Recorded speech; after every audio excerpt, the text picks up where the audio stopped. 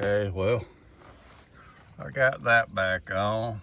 I lost my filming piece that I stick on the back of my phone to film, so I can't film no more. I got this back on. What I done up under here was, after I show you putting it back together, what I kind of done.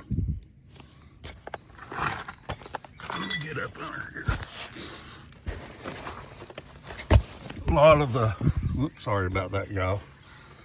A lot of people, they take this piece right here off where the bearing's at and pin. What I did, I just unbolted this right here,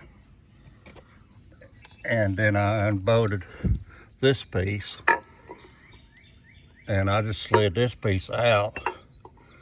And now the only thing I gotta do is just bolt this piece back in, then bolt that piece back in, and slide that boot back over it, and I'll be done. So I can't film while I'm doing this, so I'm having to do what I can, show y'all what I'm doing.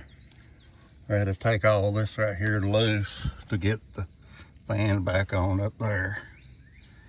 And this is a return line on the fuel line that it cut loose. It broke all kind of stuff up in here.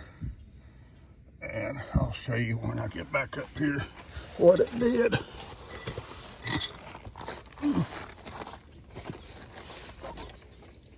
If I can get back up.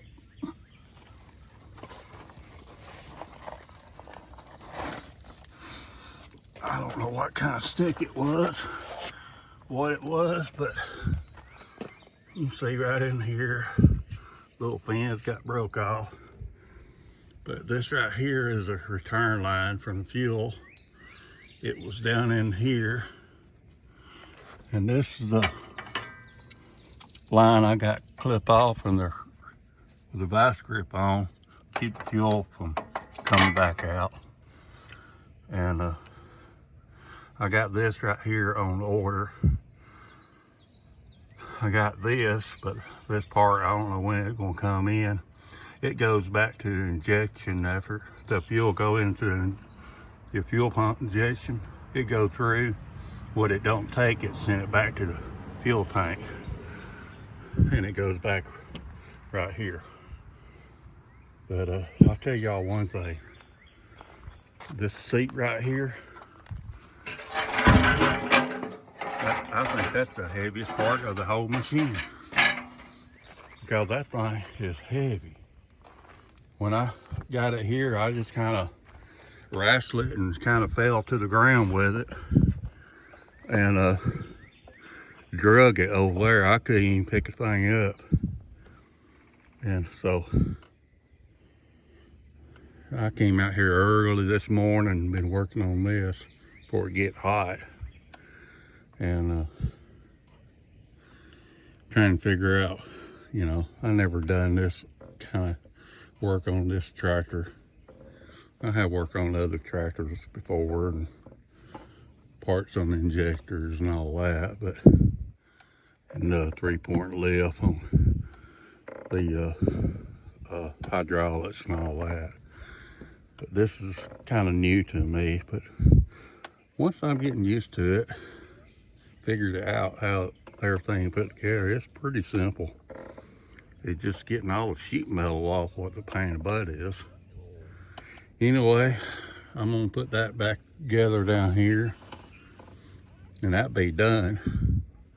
But I still got to leave the sheet metal off so I can, once that return line come in, I got come from up in here from the fuel line, trace it down, come through there on the frame and come back up. I may route this on this side somewhere, keep from going across there, because you know, if you see right here, it was doing some damage right here on this line, melting it.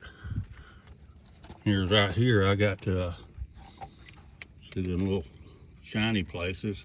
It's already rubbed right here. I got to tape all that up I don't know how that caused it, but a lot of this, I got to move it around, get it away from this fan blade.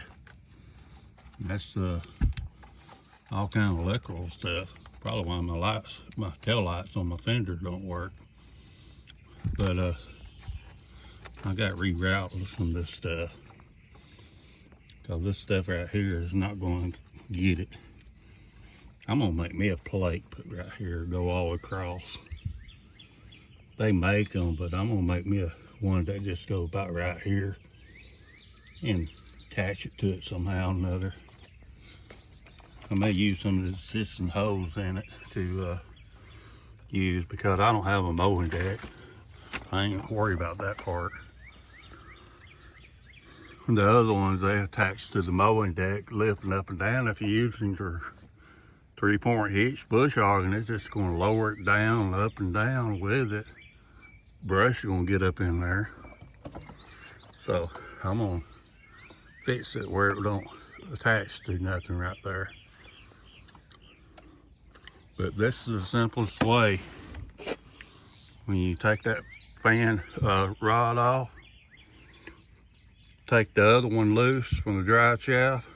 It's easy. Then you drop the drive shaft over and you can brace that up right here with something and use a wrench and break every one of them loose, and it's easy to get out. Once you do that, you don't have to take none of the bearings, nothing, worry about packing and all this other stuff. That's the way I'm gonna do it if I ever have to replace that fan blade again. I'm hoping that I never have to touch it again. Anyway, I'll let you know the update when I get the fuel line. I may show you some little things on the engine to run the return line, where I put it. A little bit better location than what it was. And I'll talk to you later. God bless y'all and have a great day.